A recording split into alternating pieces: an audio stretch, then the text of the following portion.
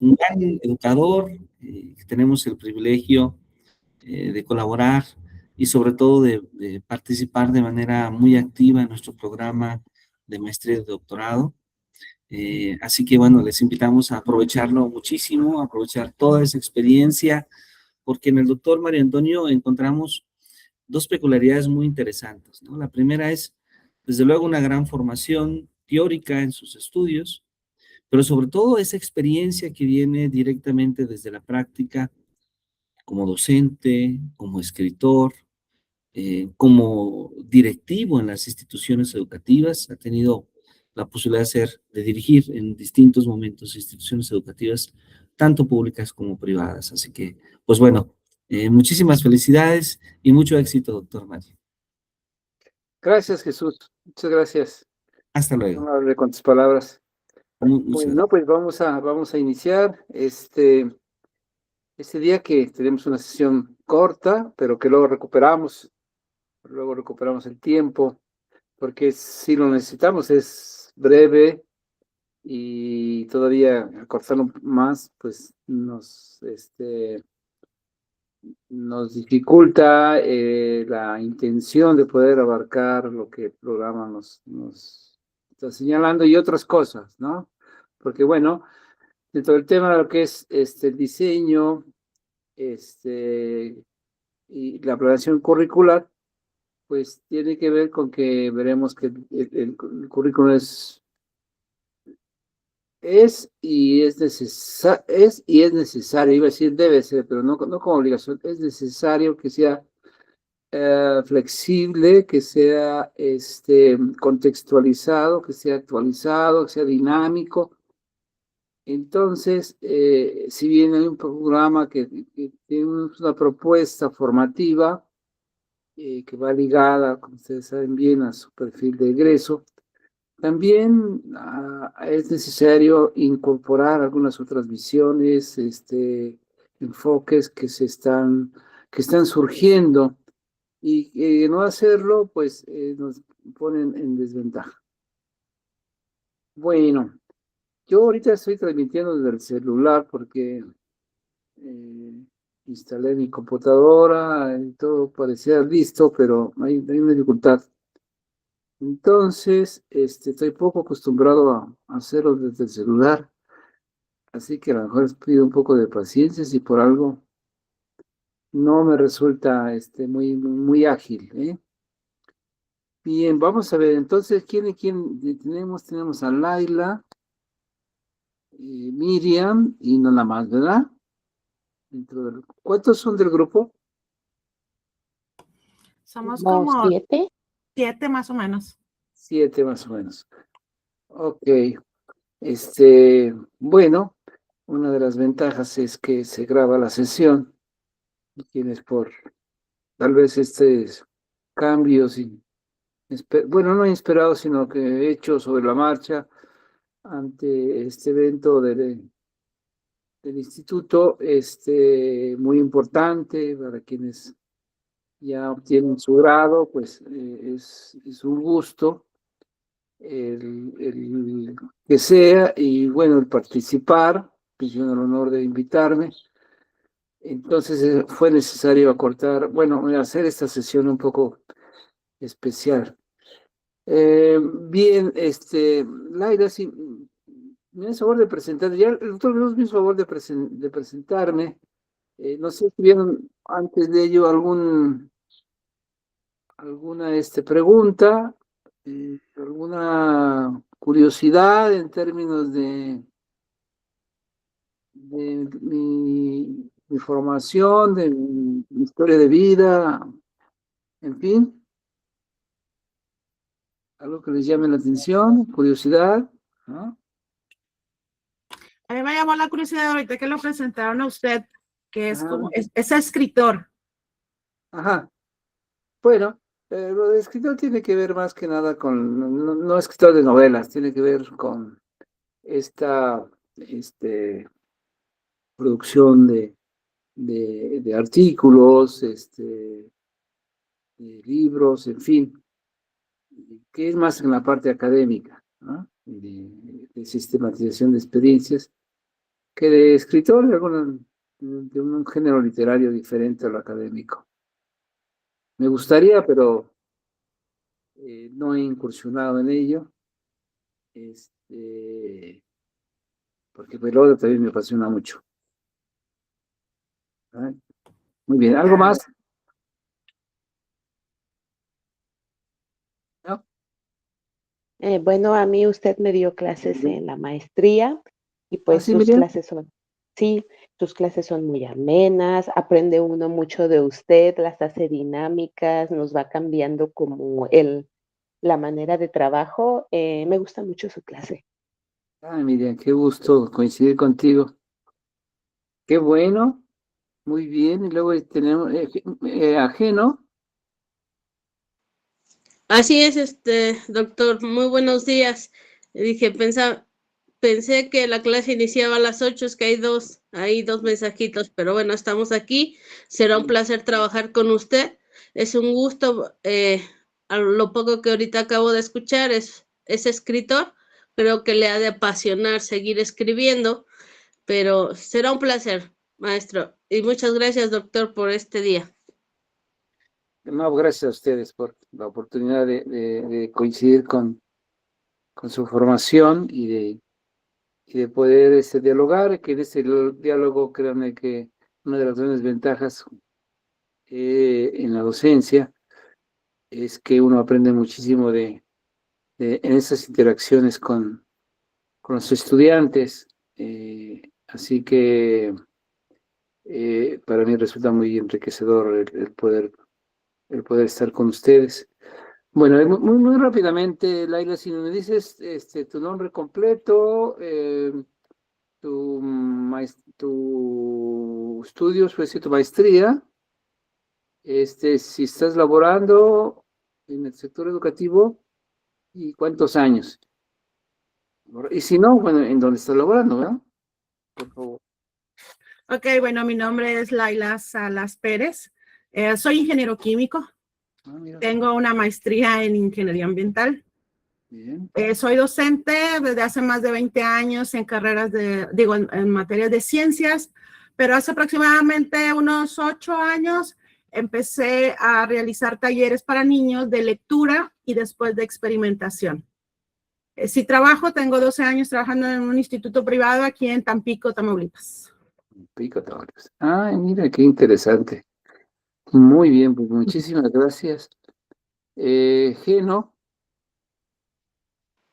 Pues mi nombre es Genoveva Monroy Gasca, soy de aquí del estado de Hidalgo, vivo aquí en el Real del Monte, soy docente de trabajo en la Normal Superior Pública del estado de Hidalgo, tengo ya 20 años en la docencia, en este nivel tengo 10 años, he transcurrido mi formación durante secundarias y bachilleratos. Me apasiona la docencia, sí, me apasiona mucho, es algo de mi fuerte. Tengo la maestría en Ciencias de la Educación, tengo la especialidad en Geografía y actualmente estoy haciendo un curso de tecnologías porque algo de mi vicio es seguirme preparando para dar lo mejor de mí en las aulas. Dijeran ya, cuando no pueda, doctor, pues hasta aquí me retiraré. muy bien, Geno. No, pues te felicito que Tengo tengas. 42 años. Bien, muy bien, no, todavía te falta muchísimo, Sí, muchísimo por seguir aprendiendo. Mira, una de las grandes ventajas de los seres humanos es que no terminamos de aprender, no está como que hay una edad que se clausure el aprender. Eh, Todos los días estamos desaprendiendo algo y aprendiendo más, ¿no? Así que te falta mucho por aprender y qué bueno que tengas este vicio, entre comillas, aunque sea medio feo vicio, más bien es una virtud, el que quieras seguir aprendiendo, que tengas esta pasión por el conocimiento que no es más que una curiosidad, ¿no? Es cuando aprendemos. Ahorita vamos a hablar un poco de eso porque hay una distinción muy importante entre estudiar y aprenderlo, lo manejamos como sinónimos y hay una distancia enorme que desde su conceptualización, desde esa clarificación semántica, depende de dónde nos pongamos, si estudiar o aprender, y es algo muy diferente, que nos va a posicionar muy bien. Alguien quiere entrar, pero déjenme ver cómo le digo que entre, o yo no. Les digo que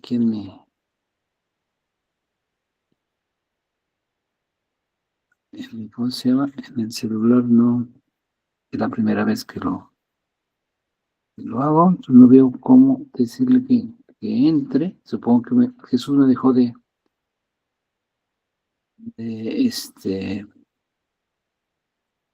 ¿cómo se llama? De dirigente, De pues, administ- de administrador de la reunión o coadministrador, pero no veo cómo decirle que pase. Bueno, pues a ver si lo logra.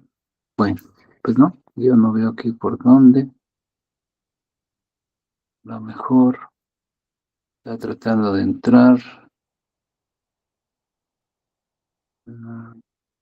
Dice que no me deja entrar. Híjole, ¿cómo le haré? Me pena no lo haga.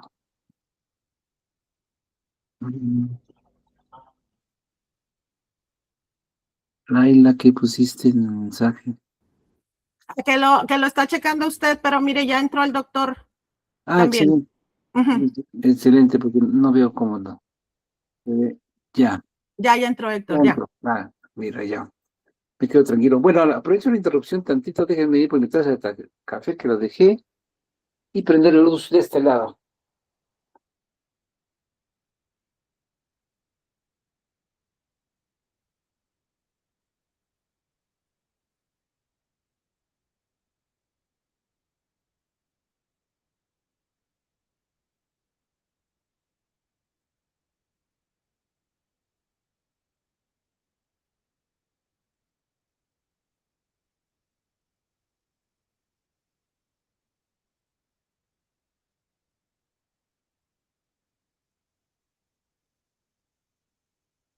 Ya, la luz, y terminar de acomodarme que... Bueno, a ver, entonces, déjenme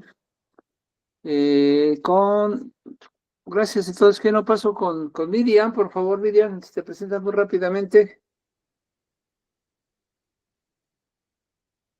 Miriam. Hola, buenos días. Yo me llamo Miriam Pérez Mejía. Tengo una maestría con ustedes. Bueno, hoy obtengo mi título. Yo vivo en Acámbaro, Guanajuato, muy cerquita de Morelia. Ahorita, bueno, precisamente estoy en Morelia.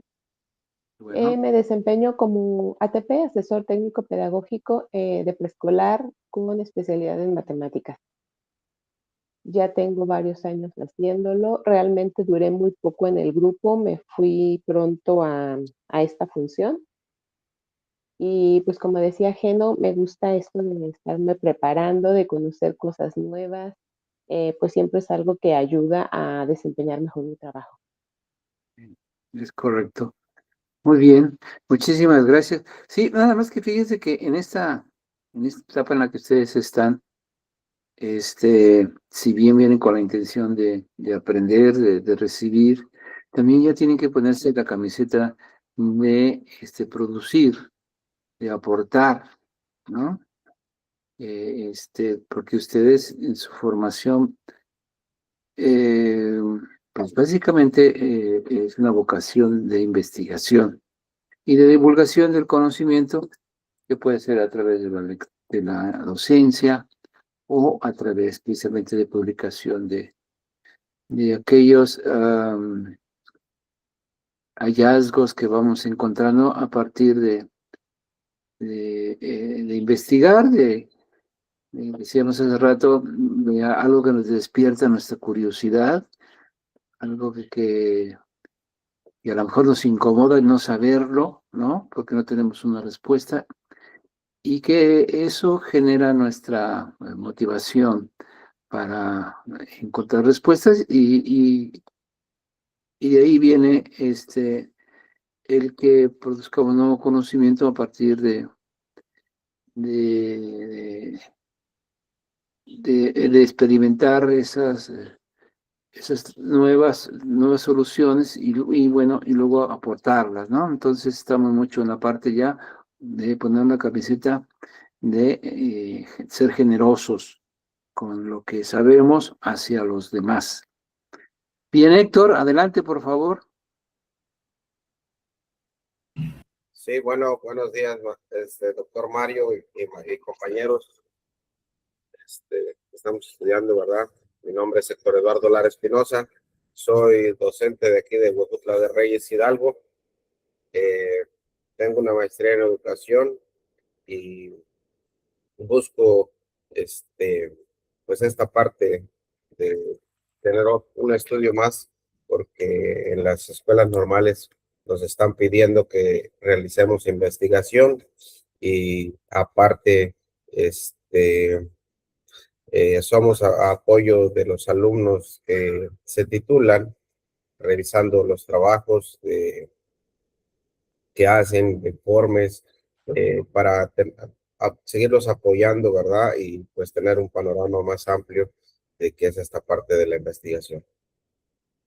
Cierto, Héctor. Sí, bueno, ustedes que están en la normal, o quienes están en la normal, pues tienen esta gran privilegio y a la vez responsabilidad, ¿no? Ser formadores de formadores. Que en el sistema educativo mexicano en específico, el maestro es fundamental, ¿no? El papel del maestro es fundamental y lo que ahora con la nueva escuela mexicana logre irse concretando en términos de este reconocimiento, bueno, no solo reconocimiento, ellos le llaman revalorización, y el re significa que antes estaba valorado y ahora no, y entonces que otra vez nuevamente se le quiere dar el valor al maestro. Sí, es fundamental, y lo que se haga, lo que bien se haga en la formación de maestros va a tener sus repercusiones, pues no solo importantes, sino esperadas en términos de la nueva escuela mexicana, de lo que pretende, por lo menos en sus fundamentos, ¿verdad? Y con todos estos atributos y características que nos dice, pues es un reto para los maestros y hacerlo una realidad. Entonces, pues qué bueno que se sigan formando quienes están siendo formadores de formadores, sigan formando y tengan esta claridad en su compromiso con la educación. Bueno, les decía, mira, antes de entrar de lleno a la parte de platicarles sobre la planeación, el diseño curricular, verán, no solo en este seminario, sino en otros posteriores, la importancia del currículum, ¿no? Es como la columna vertebral de todo sistema educativo y a su vez está alineada, a mí me gusta usar mucho el debe estar, que es necesario que esté alineada a la filosofía educativa, ¿no? Así, esas respuestas fundamentales, el qué, para quién se está educando, qué intencionalidad tiene, a quiénes beneficia, a quiénes perjudica, no solo que no tenga acceso a la educación, sino el tipo de educación. En fin, entonces, en esta primera sesión dada la brevedad del mismo, yo quiero compartirles un artículo, elaboré, que nos invita a esa reflexión de la como de clarificar estos aspectos fundamentales antes de entrarle al tema del currículo, porque sin ello, me parece que no estaremos partiendo en bases sólidas sin esta reflexión. Bueno, entonces déjenme compartirles. Ahora déjenme encontrarle cómo se hace esto.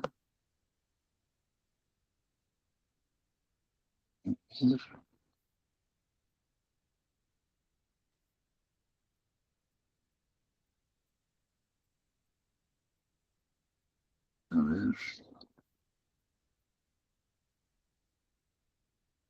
Ah,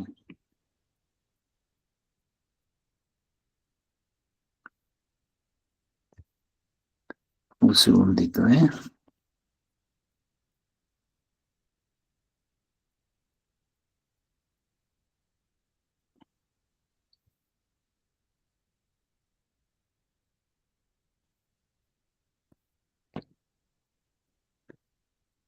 A ver si no, a la hora de picarle me salgo. Miren, por ejemplo, ahorita la cámara ya la apagué, pero bueno. Vamos a ver acá.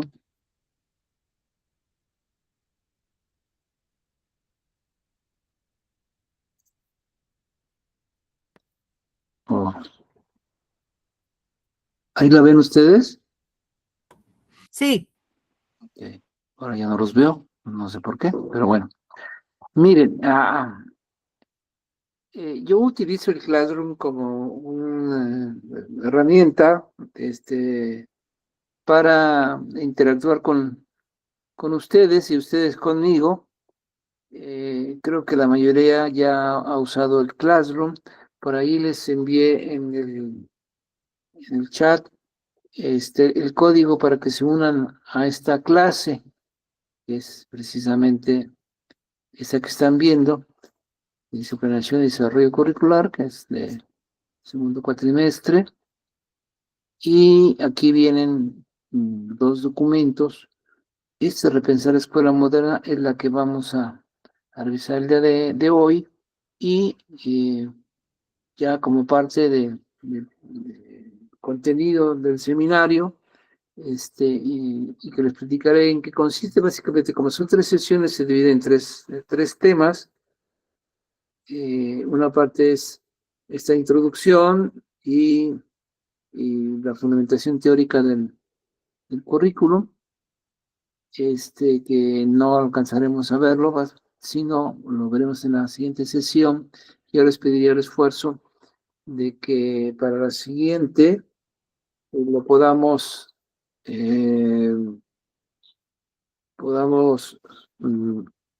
recuperar el tiempo y tal vez si les parece, o bien iniciamos a las 7 como el día de hoy, y para terminar a las 10 o, o de 8 a 11 la próxima semana. Ya ustedes me dicen, piénselo. Bueno, entonces, regresándome a la parte que se den de alta, y este es el documento. Ustedes me digan si lo siguen viendo. sí, sí lo vemos. Excelente. Bueno, el artículo se llama, entro de lleno, se llama Repensar la escuela moderna. Hablando de escuela moderna, pues ya con ese atributo de que estamos hablando de la escuela contemporánea, ¿no? Como un poco traerla más al presente en relación a la escuela que llamamos escuela tradicional, que ya luego hablaremos que esto de tradicional, yo lo nombro de otra manera, ¿no? Que desde un enfoque crítico, desde el pensamiento crítico, pues más bien sería una escuela patriarcal, colonial, racista y capitalista. Bueno, ya. Si no en este, espero tener la oportunidad de que podamos hablar de ello en otro seminario. Quien dice, desde el momento en que se habla de ir a la escuela, ¿no? Se nos viene a la mente pues cuestiones como memorizar temarios y aprobar exámenes. Parece darse por sentado que estudiar equivale a aprender, ¿no? Sin embargo, la neurociencia aplicada al aprendizaje, hay una nota al pie de página que quiero, o que pongo, clarificar la parte en la neurociencia aplicada al aprendizaje, demuestra que esa sobreposición conceptual encierra una trampa profunda. Fíjense. El suponer que son lo mismo, hay una trampa. Vamos a ver. Estudiar en su acepción clásica se revela como un acto impuesto desde fuera, un ejercicio de obediencia, cuyo sentido principal es cumplir objetivos externos o ajenos, como es, pues hay que aprobar esos exámenes, la intención es obtener un título, o bien cumplir con una norma institucional, porque si no la cumplimos, pues tenemos una consecuencia. Aprender, en cambio, a diferencia de estudiar, se reconoce como un proceso interno e involuntario que reorganiza las redes neuronales para crear huellas duraderas en la estructura del conocimiento. Por eso, en la parte de aprender estamos echando mano a la neurociencia, ¿no?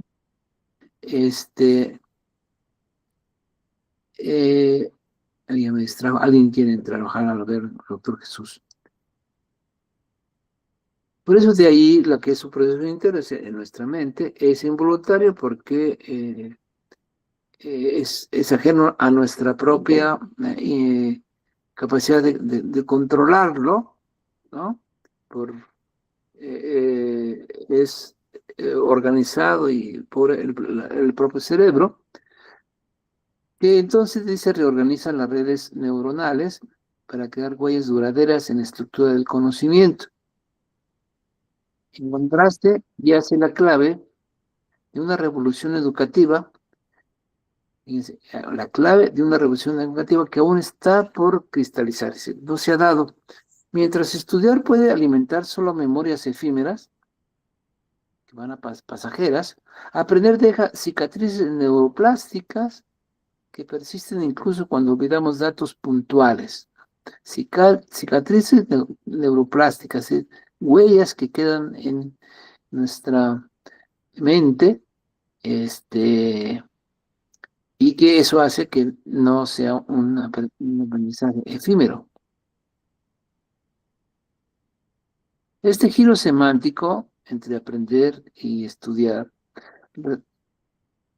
tan decisivo, remite a la motivación intrínseca, o sea, la motivación interna, esa fuerza espontánea que brota al detectar un vacío cognitivo propio.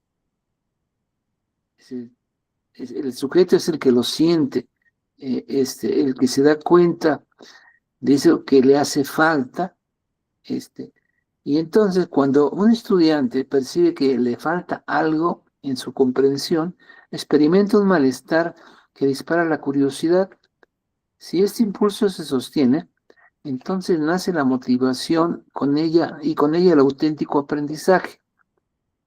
En ausencia de ese vacío localizado en el propio alumno, cualquier intento de motivar desde fuera deriva en manipulación. Fíjense qué fuerte.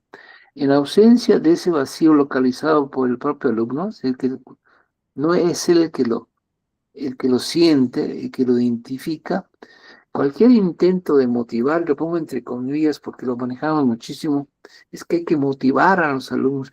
¿Qué hago para que mis alumnos se motiven para que estudien?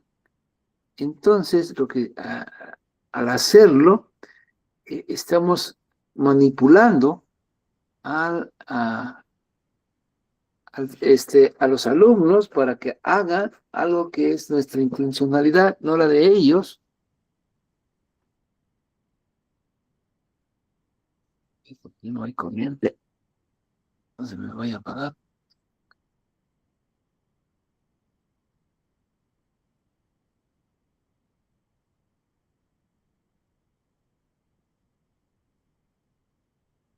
Segundo.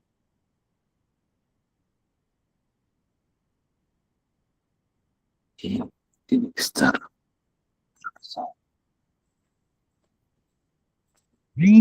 Hasta ahí punto.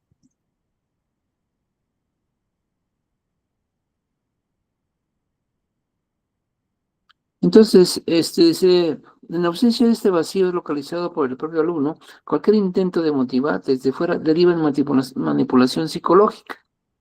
Las metodologías activas, los juegos pedagógicos, y pongo como un ejemplo los escape rooms como algo que les es atractivo a los propios alumnos, es una herramienta que abajo pongo la nota para que quienes no sepan, pues tengan esta información, que presionan con límites temporales, solo inducen obediencia. Límites temporales es decir que son atractivos en el momento, solo inducen obediencia, introducen refuerzos condicionados y adiestran reflejos, pero no generan transformaciones profundas en la arquitectura mental del aprendiz.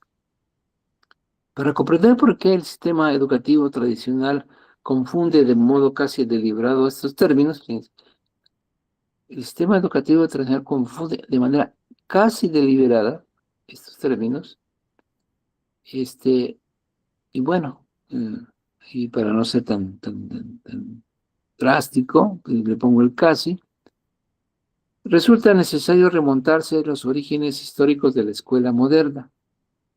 La imprenta de Gutenberg, y por cierto, los europeos se adjudican el descubrimiento de la imprenta por Gutenberg, pues no, ya los chinos siglos antes habían utilizado la imprenta y reproducían textos, entre otras cosas. Abrió el acceso al libro masivo, pero pronto surgió la necesidad de un sistema que alfabetizara a multitudes, ¿sí? Porque antes, pues, la capacidad de leer era solamente de una élite privilegiada, ¿no? Gobernante o religiosa o noble o poderosa, en fin, no estaba abierto para todos, pero al haber ya esta posibilidad de producción masiva, ¿no? Masiva, pues, en términos de que antes, pues, los libros se copiaban, era manuscrito, y bueno, era una producción muy, muy limitada, y que pocos podían tener acceso a ella. Dice que entonces hubo esta necesidad de un sistema que alfabetizara a multitudes. Solo así podría leerse la enorme oleada impresa que abandonaba Europa, ¿no? Y empezaron a surgir varios personajes muy importantes en la construcción de esta educación moderna. Se encuentra Juan Amós Comenio, que formula su didáctica magna en el Orbis Pictus, la referencia Comenio 1998, estableciendo un currículum universal dividido en etapas y apoyado en manuales estandarizados. Esta visión industrial del saber, replicable y uniforme, anticipó la lógica de la educación como cadena de montaje intelectual. Ya desde siglos atrás ya se había esbozado el sistema educativo que ahora tenemos, ¿no? Que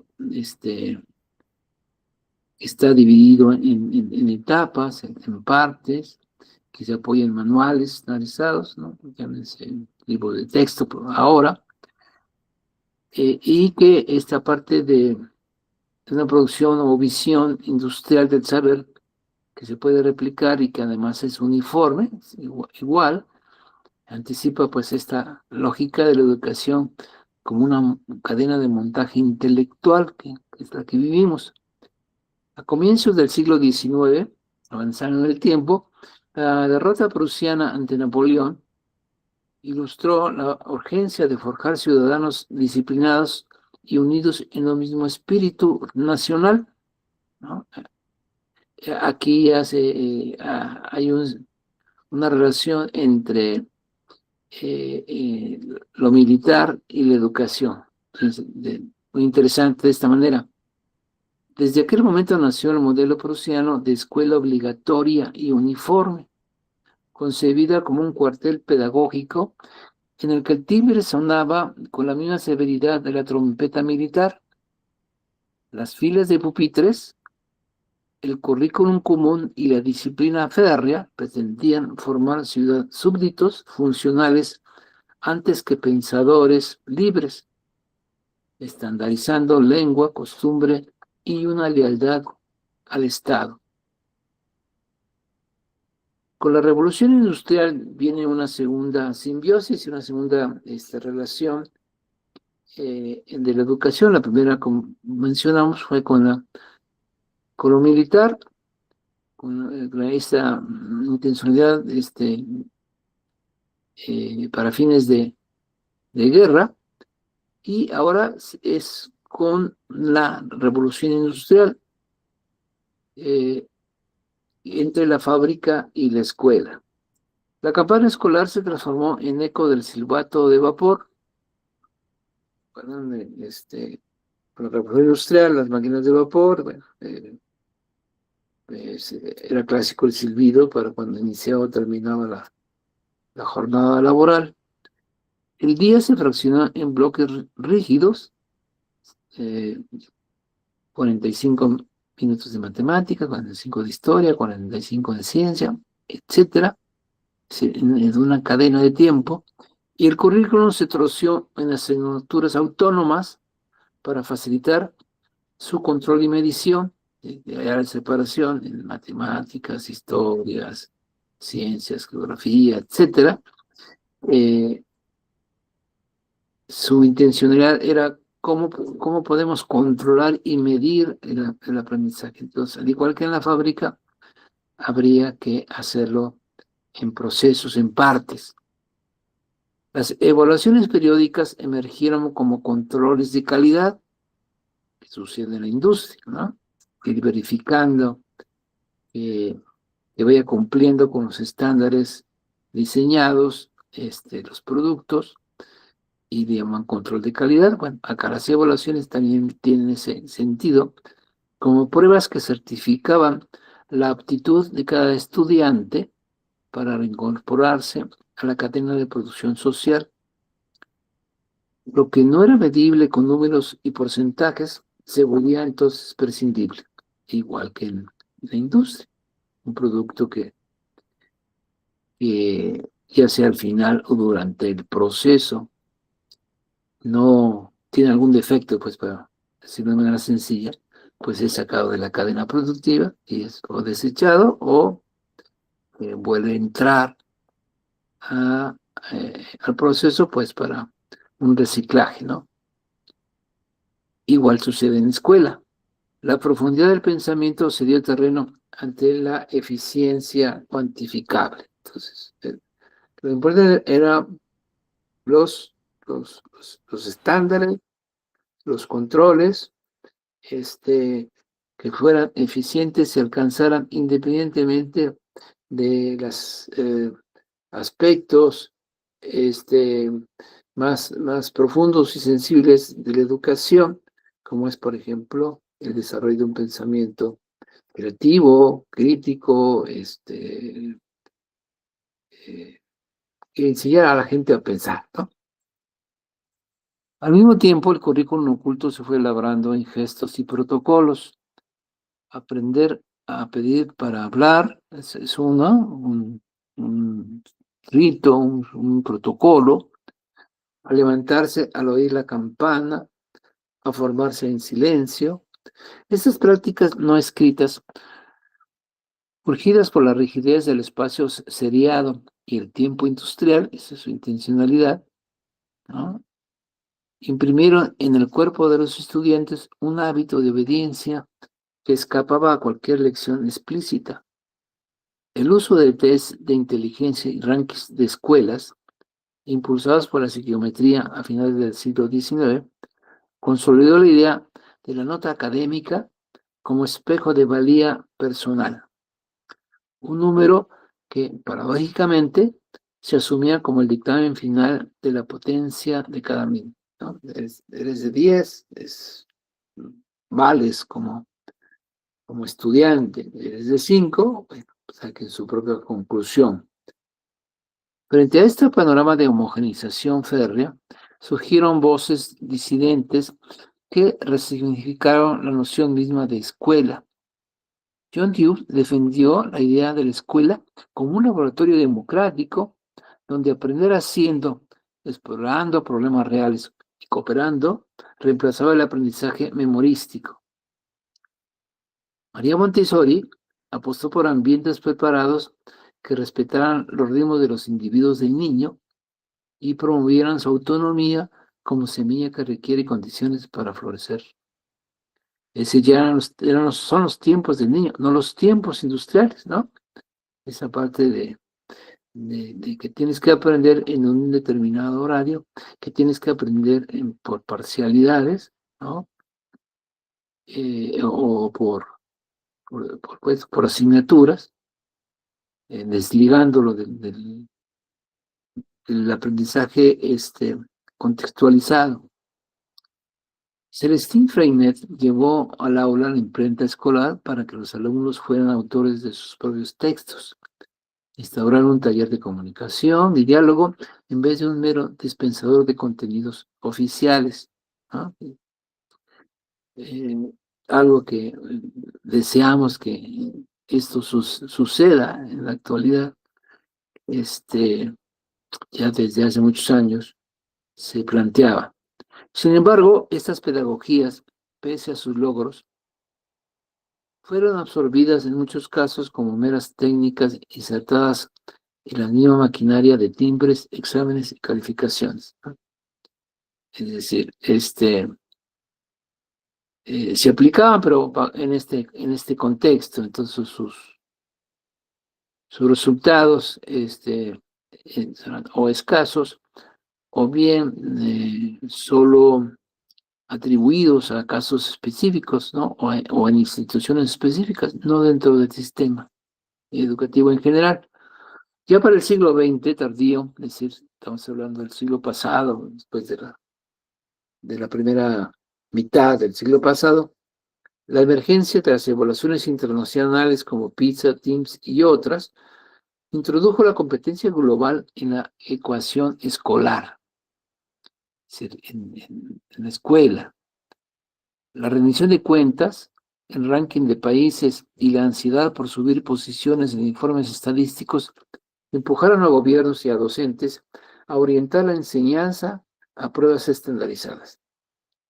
El saber se enseñaba ya no por su riqueza intrínseca, sino por su peso en un examen con consecuencias políticas y mediáticas, ¿no? La intencionalidad del objetivo era cómo lograr estar dentro de determinados peldaños o posiciones en estas pruebas, pues porque a partir de ellas, o bien se buscaba que como consecuencia en automático había un prestigio para la institución, o bien en algunos casos podía tener consecuencias financieras, es decir, podrían, si se alcanzaban logros en estas pruebas destacados, podrían verse reflejados en el propio presupuesto. Pero los maestros vieron reducida su autonomía, porque la intencionalidad era enseñar para la prueba, y los estudiantes interiorizaron la ansiedad de la comparativa, asociando su autoestima académica a un porcentaje que apenas reflejaba su capacidad de comprender, de crear o de cuestionar. A pesar de estas presiones uniformizadoras, La historia de la escuela moderna, pues también no se reduce a un relato de dominación, también tiene aspectos que trajeron beneficios, ¿no? Por ejemplo, mediante esta acceso a la escuela, millones accedieron por primera vez al derecho a leer, escribir y al abrigo de la escolarización gratuita. Escaparon, por ejemplo, del trabajo infantil, ¿no? Que ya los niños se instituyeran en la escuela, en algunos sistemas educativos en el mundo, como una cuestión obligatoria. Entonces los alejó de las fábricas o de las minas a los niños porque tenían que estar en la escuela, ¿no? Ha posibilitado la movilidad social también y ha convertido el aula en uno de los pocos espacios de encuentro para jóvenes de orígenes diversos, ¿no? Entonces, sí, no como se dice de manera generalizada que estudiando en automático tienen esta posibilidad de una movilidad social, laboral, sino no es tal como se asegura, para algunos sí, pero no para todos, y pues este espacio de convivencia, de confluencia de jóvenes luego de diferentes orígenes, también es enriquecedor. Reconocer los aportes es indispensable antes de desechar la totalidad del edificio escolar, sí, antes de desechar la parte de la escuela, ¿no? Es decir, en esa crítica. No obstante, conviene preguntarse, esto es muy importante, hay que preguntarse si en aras de la eficacia y del control, toda esa parte administrativa y de gestión escolar, ¿no hemos sacrificado demasiado?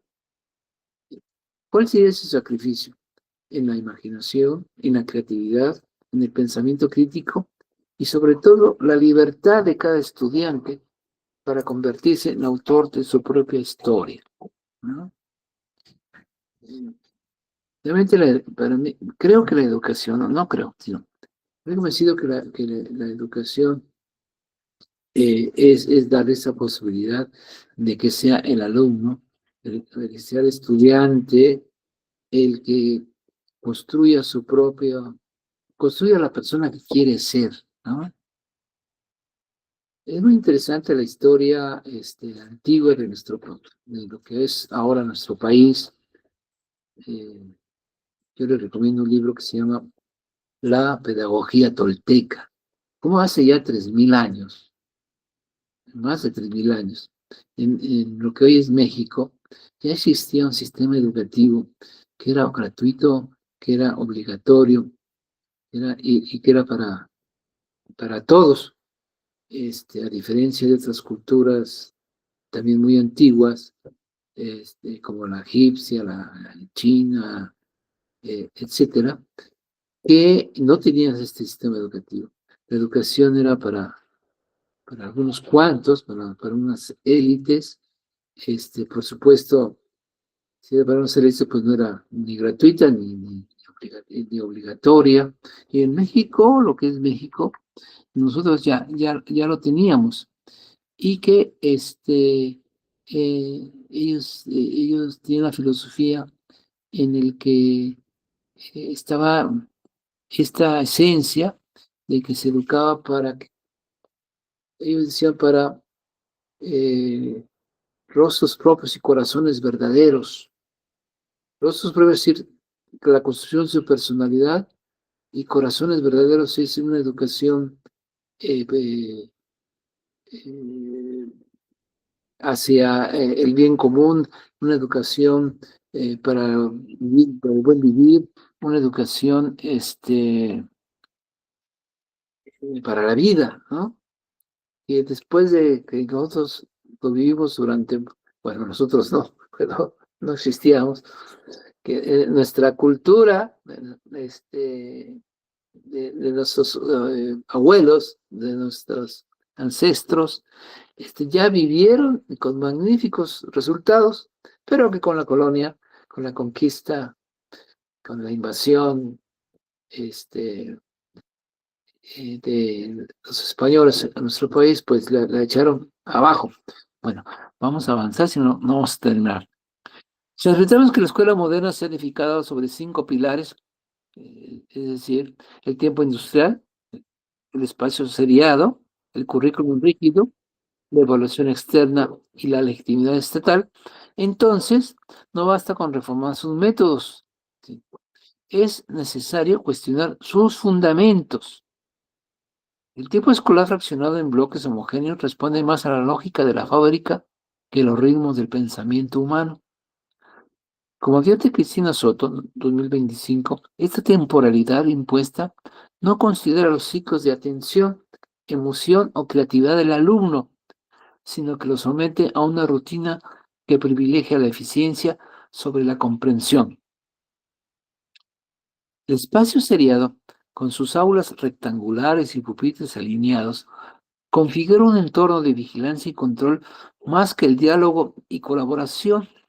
Michel Foucault, en 1975, lo describió como parte de una arquitectura del poder, donde el cuerpo del estudiante es domesticado a través de la distribución espacial.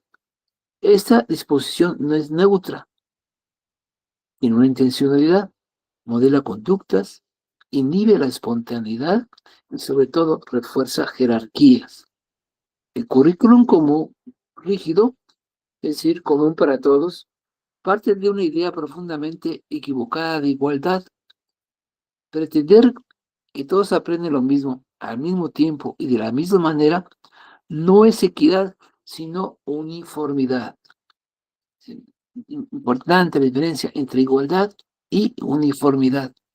Ya Paulo Freire, en su obra en 1970, Pedagogía de los Oprimidos, denunció esta lógica como una forma de domesticación donde el saber se deposita en el alumno como si fuera un recipiente vacío, negando su capacidad de ser sujeto activo del conocimiento. La evaluación externa basada en pruebas estandarizadas transforma el aprendizaje en competencia y la comprensión en puntuación. Iván Illich, en 1971, fue un crítico de la escuela, de la escolarización, de la educación. El valor del saber se reduce a lo que puede ser cuantificado. En lugar de acompañar procesos de reflexión, la evaluación se convierte en un mecanismo de control que premia la obediencia y castiga la divergencia. Es castigar el que se sale de esos estándares. Finalmente, la legitimidad estatal, que otorga valor al conocimiento solo cuando está certificado por una institución, perpetúa una lógica de dependencia. El título escolar se convierte en moneda de cambio, en pasaporte social, mientras que los saberes comunitarios, ancestrales o autodidactas quedan relegados. Hay mucho que decir en ese sentido. Ese reconocimiento de que sabes solamente si tienes un papel, es parte de esta escuela moderna, ¿no? Hay gente que nunca fue a la escuela o que fue solamente algunos primeros años de primaria, que sabe muchísimo, que tiene una gran sabiduría, ¿no? Y eso pues no es reconocido. ¿Por qué? Pues porque se le tacha de ignorante, de atrasado, de otros calificativos, porque no tienen un documento cuando... Eso lo vemos sobre todo en la gente, en nuestros padres, en nuestros abuelos, que no fueron a la escuela, que no tienen un título universitario, pero que saben mucho de la vida, que tienen una gran sabiduría. Repensar esos pilares exige... me quedé más arriba. Buenaventura de Sousa Santos ha insistido en que esa monocultura del saber ignora las epistemologías del sur, invisibilizando formas de conocimiento que no se ajustan al canon eurocéntrico, ¿no? Es decir, estos conocimientos que no provinieron a partir de la conquista de toda América, ¿no? De la invasión y de toda América, y que solamente lo pusieron como conocimiento válido el que venía de Europa, ¿no? Y todos los conocimientos que ya existían aquí y los que se siguieron cultivando, pues no eran reconocidos porque no forman parte de estos conocimientos eurocéntricos. Repensar estos pilares exige más que innovación metodológica, requiere una transformación civilizatoria. No se trata de introducir tecnologías en el aula o flexibilizar horarios, sino de devolverle al estudiante su papel de autor, de reconocer la escuela como espacio de creación simbólica, de una ruptura entre conocimiento y vida. Como señala Soto 2025, solo cuando el alumno se descubre como sujeto de aprendizaje y no como objeto de una maquinaria escolar, puede ejercer una educación verdaderamente emancipatoria. Denme un segundo, déjenme sacar este carro.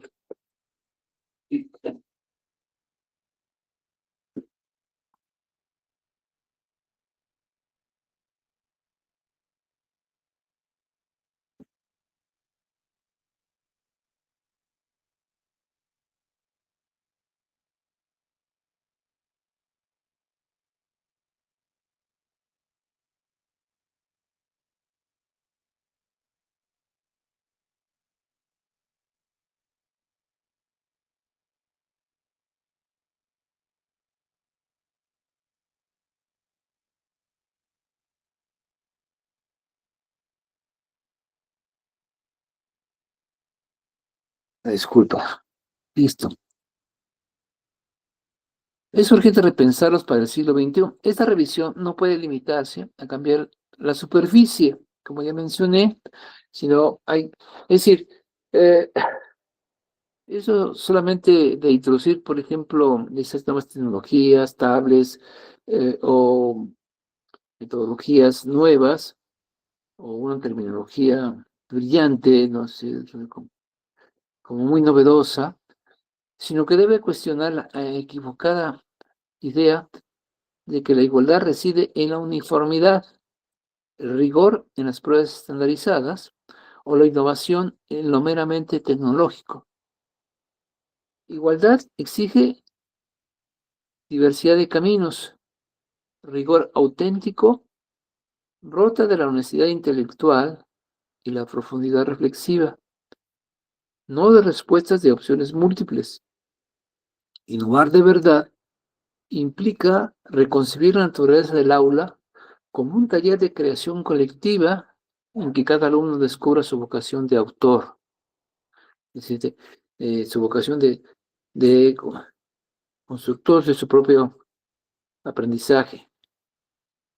La verdadera revolución educativa comienza cuando el estudiante ya no mira al maestro para repetir fórmulas ajenas, es decir, conocimientos o dichos de otros que lo dijeron, sino que contempla su propio horizonte de preguntas. Cuando escribe un texto libre, emprende un proyecto que impacta a su comunidad, investiga una pregunta que le pertenece, entonces el aula deja de ser una fábrica de obedientes para convertirse en un espacio de libertad, de descubrimiento y de esperanza. Solo así, liberados del molde del siglo XIX, de la educación del siglo XIX, podremos forjar una escuela que cuide la fragilidad de la curiosidad, que celebre el valor de la diferencia y que entrene menos cuerpos al ritmo de un timbre y más conciencias para imaginar futuros diferentes. Bien, entonces fíjense, el reto es dejar la escuela del siglo XIX, recuperar, sí, reconocer los avances de la escuela del siglo XX, pero que arrastran un legado de la escuela XIX muy grande todavía, Y ahora con la necesidad de una educación para este siglo, ya llevamos 26 años, que es en donde se están dando cambios muy grandes, muy profundos, muy rápidos y profundos, porque están rompiendo paradigmas en lo económico, en lo político, en lo social, en lo medioambiental. Entonces, eso es otra educación la que necesitamos. Entonces, necesitamos transformar la educación para que sea el futuro que ya lo tenemos. Recuerden que el futuro se construye en el presente. Ya podamos hacer una realidad de una civilización nueva y mejor que la que ahora tenemos. Bueno, en ese sentido hay mucho que decir y ya iremos reflexionando en ello. Y con esto concluimos el artículo. Ahora déjenme ver cómo me regreso. ¿Sí me están escuchando? Sí, Bueno. Sí, doctor. Se escucha, doctor. Excelente. Bueno, Sí. muy bien. Entonces, aquí tiene la bibliografía. Ahora déjenme ver cómo me salgo de esto. Bien, el comentario, porque ya estamos terminando. Abajo donde tiene su camarita, ahí hay una parte donde dice dejar de compartir. Sí, eso es lo que no puedo regresarme a donde estaba. Ya, acá. Ok, y luego acá. Vamos a ver. ¿No? Oh. Ahí está. Bien. Vamos a ver. Mira, por aquí está Elizabeth, que no estaba. Bienvenida, Elizabeth.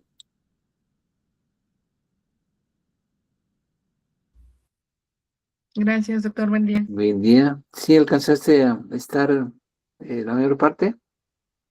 Sí, un poco. Es que me confundí con el horario, ¿no? Claro. Sí, fue especial esta sesión. Bueno, pues comentarios para ya cerrar. ¿Algún comentario que les llamó la atención, que les generó duda, en qué no están de acuerdo, en qué sí están de acuerdo? Bueno. A ver, Héctor. Sí, bueno, buenos días. Con relación a las pruebas estandarizadas, pues considero que hacernos una prueba de lo que pues debieran aprender los estudiantes, puede ser de primaria cuando avanzan a secundaria, ¿verdad? En ocasiones, pues, tienen existe una cierta problemática en las escuelas. Le voy a hablar desde mi perspectiva de donde estoy ubicado. En Hidalgo hay lugares donde pues ni siquiera luz hay en las escuelas, internet, y pues al estandarizar esas pruebas a nivel mundial, ¿verdad? Pues algunos estudiantes o algunos alumnos pues sí llegan a carecer de algunos conocimientos básicos que en ocasiones los vemos hasta, les digo yo, que se da uno cuenta que los tienen hasta la escuela normal cuando llegan, ¿verdad?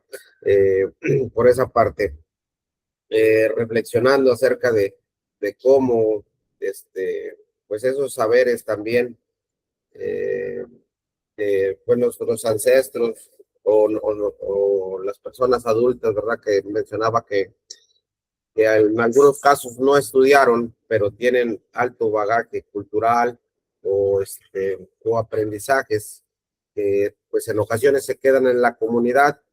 Hemos estado revisando en la actualidad una serie de escritos de la etnomatemática. En mi caso me tocan temas de matemáticas, donde hace alusión de Ambrosio sobre cómo la matemática existe en las comunidades y pues es utilizada o era utilizada pues, posibles medidas no convencionales para poder delimitar un terreno, medir con cuartas, con puños, brazadas, para medir la venta de la leña, y ellos lo utilizaban para comercializar. Pero con relación también a eso que existe, a las medidas convencionales, ¿cómo es que pues no hay esa, poder decir, esa competencia, ¿verdad? O comparación de entre una y otra, sino que pues las siguen utilizando, como es el cuartillo de maíz o el litro, para vender ciertas o comercializar ciertos productos aquí. ¿Es cuánto, doctor? Gracias, Héctor. Sí, es como no reconocer, porque hay un estándar, ¿no? Y que solamente es válido si cumple con este estándar, es decir, se utiliza, en el ejemplo que pones, se utiliza este sistema de medición, se utiliza otros, ya dicen que está mal, que eso no corresponde, que eso es anticuado, que tiene que ser esto por necesidades, estas unidades de medida, y no, pues, tanto es válido el sistema de medición traído desde Europa, como les comento en su antecedente histórico, como las medidas que había aquí y fueron utilizadas durante muchos siglos, ¿no? El ignorarlas, el invisibilizarlas o atacarlas, ese es lo que las nuevas epistemologías, lo que llaman las epistemologías del sur, es decir, hay que reconocer esos conocimientos que son también igualmente de válidos, ¿no? Entonces, a esos cambios es a lo que en el artículo me refiero, de que no son reformas solamente las que se necesitan. Tenemos un historial de reformas en nuestro país muy grande. A veces en un sexenio se juntan 2 o 3 reformas, ¿no? Y no termina aún de decir o buscar implementar una cuando ya viene la otra. Y bueno, de esas reformitis creo que ya estamos bastante hartos. Entonces, ahora lo que se requiere es un cambio verdaderamente profundo, un cambio transformacional hacia una nueva escuela, pero no desvinculada de una idea de civilización, de algo que queremos para todos, ¿no? No para un grupo en específico, ni siquiera para una nación en específico, sino con una visión planetaria, ¿no? Porque vivimos en una casa común, somos vecinos todos, ¿no? Antes, sí, pero se ven muy bien, antes sin avances en la ciencia y en la tecnología, el planeta lo veíamos como muy grande y ajeno a lo que podía pasar en China, en Japón o en el lugar más recóndito, pues era ajeno, eso es allá y ni nos enterábamos, o si sucedía algo, tal vez mucho tiempo después nos enteramos. Ahora todo lo vivimos prácticamente en tiempo real. Entonces eso nos ha dado ya la certeza de que somos vecinos, que estamos unidos y cada vez más juntos, y que entonces nuestra idea de civilización es inclusiva, es decir, no solamente los mexicanos, no, sino todos, porque una educación planetaria implica una posibilidad de poder convivir de manera armónica y pacífica, ¿no? De otra manera, lo que puede estar pasando por ejemplo, la guerra de Ucrania con Rusia, que pudiera desatar un conflicto bélico en que se utilizan armas nucleares, pues por supuesto que nos va a afectar, ¿no? Y posiblemente pueda contribuir en esos conflictos, como ya sabemos, a una destrucción pues si no del planeta, sí, a una extinción de la vida viva y dentro de ello de la vida de los seres humanos. Entonces, así de ligados estamos ya Entonces, por eso tenemos que hablar de una educación planetaria y tiene que ser concebida de otra manera. Bueno, de eso seguiremos hablando. Este es como una parte de provocación, de la reflexión, de que tenemos que ampliar nuestra mirada. O es la propuesta, no, tenemos que, otra vez el deber ser, no, la propuesta es ampliar la mirada, bueno, ver con otros ojos y ampliar la mirada, ¿no? Sobre la educación. Bien, pues si no tienen algún otro comentario, vamos a dar por concluido la sesión y nos vemos en la próxima sesión. Si les parece, y les acomoda el horario de 7 a 10. ¿Está bien para ustedes? ¿Para desocuparnos temprano? ¿Sí? Para mí está bien. Sí, Miriam, muy bien. Héctor, ¿cómo ves? Sí, está bien, Sí. doctor. ¿Qué Gracias. no? Elizabeth, Laila. Sin problema. Bien, entonces, Está fuera la bien. voz, nos vemos la próxima a las 7 para recuperar lo de la sesión de hoy y el que podamos ya entrar de lleno a nuestro programa. Que pasen un excelente día y es un gusto estar con ustedes nuevamente. Gracias, buenos días. Gracias, buenos días. Un gusto. Bueno. Gracias, buen día, doctora. Hasta luego. Bye.